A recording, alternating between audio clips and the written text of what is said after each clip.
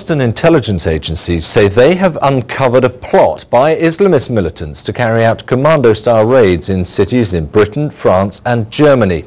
In Paris, the Eiffel Tower was evacuated for 2 hours after receiving a bomb threat. That's the second alert of its kind at the tower in the course of the last 2 weeks. Intelligence officials in the countries say there are currently no plans to raise the terrorist threat level, and they're not expecting an imminent wave of arrests. Well, our security correspondent Frank Gardner is with me now. Frank, one wonders a little bit why not, given the rather frightening nature of this alert. It does sound quite contradictory, doesn't it? You know, apparently huge threatening plot and yet no arrest. The reason is that they seem to have intercepted a very serious plot, but in the very early stages of it. My understanding is that this was something that was inspired, possibly directed by core fugitive al-Qaeda militants still hiding out in Pakistan's tribal territories, who have got adherents, followers in Europe, including in Britain. And they've been talking about a kind of Mumbai-style siege for a long time, because actually it was very simple for them to do, although that was a kind of seaborne raid coming from Pakistani territory, as it were. But nevertheless, it was really very simple. It was a small number of guys with Kalashnikov automatic weapons, easy for them to get hold of over there, lots of ammunition in rucksacks, and they killed nearly 200 people in 48 hours. So a spectacular attack. They've been looking to do something like that in the West. The UK security authorities have been rehearsing for this. They carried out a secret exercise in Birmingham, a city north of London, quite recently. So they've been practicing for it. Now, the police and intelligence agencies believe that they have detected signs that jihadists are trying to put this into action. Right, I mean, it is a terrifying prospect, isn't it? And I suppose also, just from the pictures we've got of the Eiffel Tower, it's so easy to instill that nervousness, isn't it? It is. I mean, it's, you know, iconic, landmark, picture postcard targets like that. You know, they're looking for big splash headlines, which they got in Mumbai 2 years ago, and they would certainly get, you know, if they were able to bring something like this off. Part of it is because it's become much harder for terrorists, and I use that word very generically, to get their hands on bomb-making materials. Authorities, particularly here in Britain, have really tightened up on supply of things like hydrogen peroxide and bomb-making materials. It's very hard to get them. Okay, Frank, thanks very much indeed.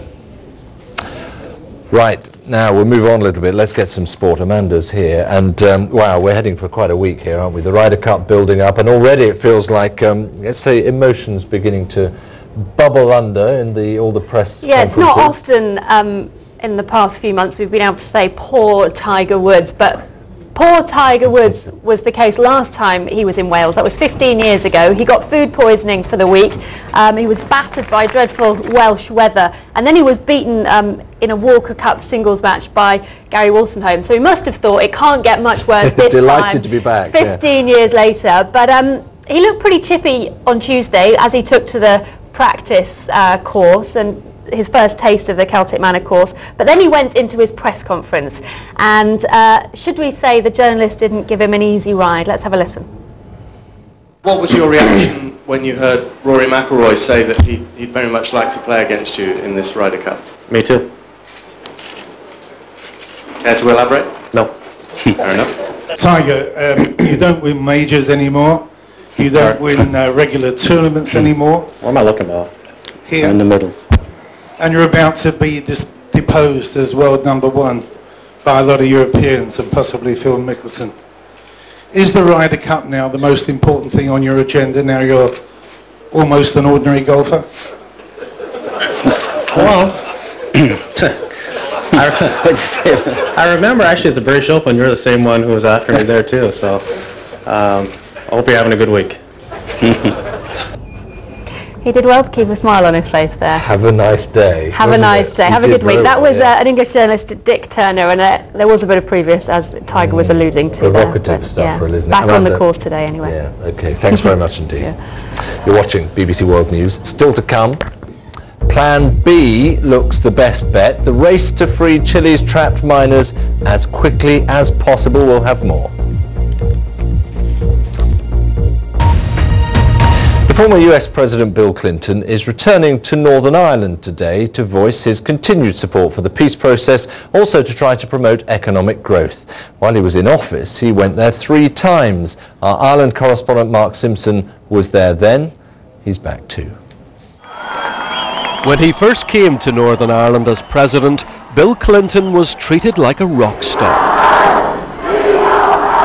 The reception was so enthusiastic that he kept coming back. The day that I earned my first pay. In all, he made 3 presidential visits.